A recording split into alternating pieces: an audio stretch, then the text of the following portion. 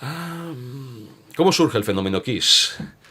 El fenómeno Kiss surge básicamente por, yo creo que por tenacidad de la propia banda. Es decir, si algo define a Kiss como banda, es una ética de trabajo brutal. Es decir, fue la combinación de una...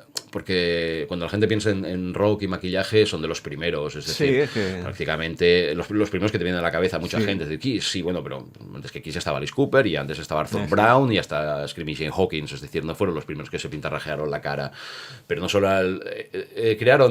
cogieron ese concepto, yo creo que tuvieron, bueno, no creo, no, es decir, tuvieron una gran influencia de Alice Cooper, sobre todo en ese aspecto teatral de coger el espectáculo y querer crear grandes canciones, pero con un añadido de aspecto teatral, creando unos personajes nuevos. Y yo creo que los dos... Eran personajes con superpoderes también. Sí. Se llegaron a hacer cómics, a hacer una película fantásticamente psicotrónica, más mala que... Bueno, pero yo creo que son dos cosas. Uno, ya te digo, una ética del trabajo en sus primeros años, sobre todo por parte de Simmons y Stanley, que era tremendísima. Es decir, aquello era un rollo casi espartano en el sentido de ensayar, de querer tenerlo todo muy, muy bien trabajado. Y luego, pues, haber nacido en el momento en que nacieron. Es decir, los 70...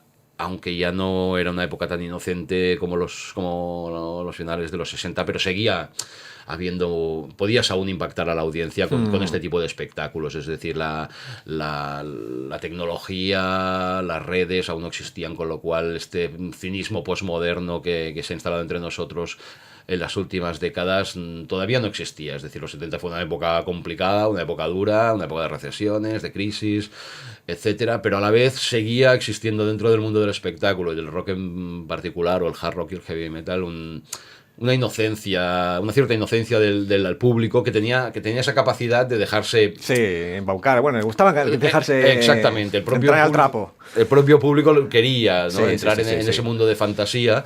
Y yo creo que fue eso, estar ahí en ese momento, a principios de los 70, con una propuesta que hasta ese momento lo que más se le acercaba, entre comillas, era lo que había hecho Alice Cooper, pero ellos lo llevaron aún muchísimo más allí, tuvieron el acierto de crear esos personajes de hacer superhéroes. El marketing, crear ese marketing que hay detrás. Exactamente, todo ese marketing que ellos mismos han ido propiciaron fomentando. Y que ya ha llegado a los últimos extremos ahora hoy en día, ¿no?